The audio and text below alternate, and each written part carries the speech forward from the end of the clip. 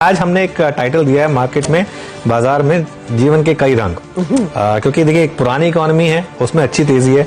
आज आप देख रहे हैं सीमेंट हो गया, बाकी के एक दो स्टॉक्स हो गए, ऑटोज हो गए, कुछ उनमें अच्छी खासी तेजी है। मिड कैप शेयरों में अच्छी खासी मजबूती है और न्यू एज शेयरों में बिकवाली है और बाजार के वॉल्यूम्स कम है।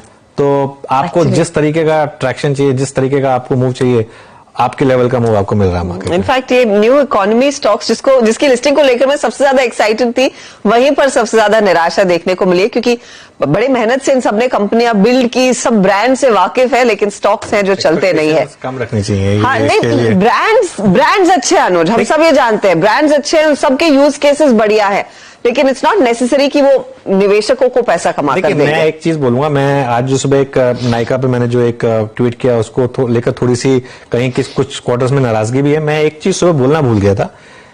मेरा एक जो व्यू होता है स्टॉक को लेकर और एक कंपनी को लेकर, वो कंप्लीटली डिफरेंट होता है। Correct. एक स्टॉक और एक कंपनी अलग अलग है। जैसे पेटीएम है, पेटीएम के बारे में मैं हमेशा कहता आया हूं कि एक ग्रेट इंस्टीट्यूशन है, एक बहुत बड़ा एक रेवोल्यूशनाइज किया इसने एक इंडिया में, लेकिन वो स्टॉक गलत प्राइस था।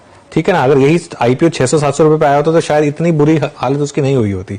नायका के लिए भी मैं बोला, देखिए at the end of the day एक अच्छी प्रॉफिट मेकिंग कंपनी है और फागुनी जी ने एक बहुत अच्छी कंपनी बनाई है, इसमें कोई दो राय नहीं है किसी को।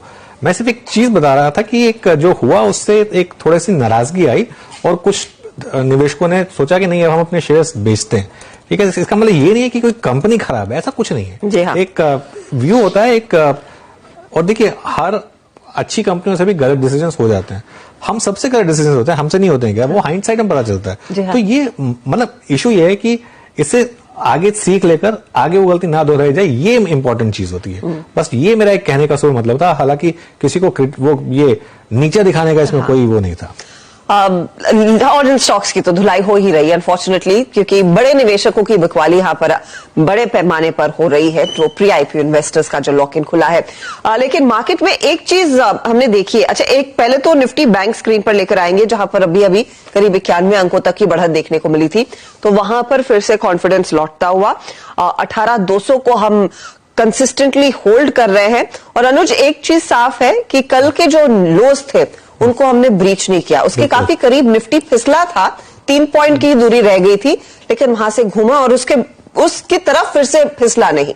देखिए कॉन्ट्रैक्टिंग मार्केट में ये एक अच्छी स्ट्रेटजी होती है। जो लोग पूछते हैं कि हम क्यों कल के लोगों को इतनी इंपॉर्टेंस देते हैं, क्योंकि कल के लो को इंपॉर्टेंस ले दी जाती है कि कल के लो को अगर आप ब्रीच करते हैं तो अगर आपने किसी भी लेवल पर बाय किया होता तो आप लॉस में होते हैं। तो इसके लिए कल का लो और कल का हाई इंपॉर्टेंट बन जाता है। आज मार्केट में देखिए कल का लो बिल्कुल ब्रेक नहीं किया और हमने जो चर्चा की थी उस हिसाब से 18,133 वो एक लेवल था, उसको सपोर्ट किया। अब इससे क्या हो गया, इससे हमको एक लेवल मिल गया 18,050 से 18,100, और ये एक सबसे स्ट्रॉन्ग बेस जोन बन गया अब निफ्टी का। और अगर आप 18,100, 18,150 इस पर बाय कर रहे हैं। अच्छा, कल मुझे एक लोगों ने बोला कि मैंने जो एक स्टॉप लॉस सजेस्ट किया था 18,150 का, कल निफ्टी 18,133 तक गया तो वो हिट हो गया। देखिए इसको ट्रेडर्स लोग समझते हैं कि 10-12 पॉइंट से इधर उधर होने को स्टॉप लॉस हिट होना नहीं माना जाता। एक रीजनेबल डिग्री से मार्केट ने उसको ब्रेक नहीं किया 18,150 को, ये एक देखने वाली बात है।